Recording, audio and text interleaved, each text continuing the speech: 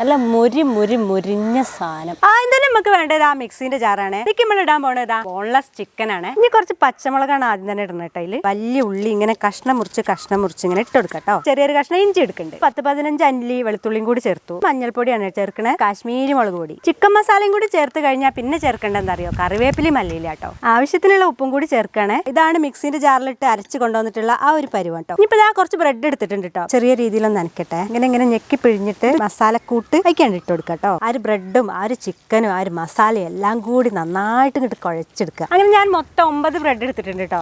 ഇങ്ങനെ ഉരുട്ടി കൊടുക്കട്ടോ. ഇതേപോലെ ഒരു വാഴയിലെടുത്തിട്ട് അതിന്റെ നടുക്ക് ഇങ്ങനെ ഹോൾ ഇട്ട് കൊടുക്കുക. മൈദപ്പൊടിയിൽ കോട്ട് ചെയ്യുക, ഈ മുട്ട മിക്സിൽ കോട്ട് ചെയ്യുക, ബ്രെഡ് ക്രംസിലും കൂടി കോട്ട് ചെയ്യുക. പൊരിച്ചെടുക്കട്ടോ.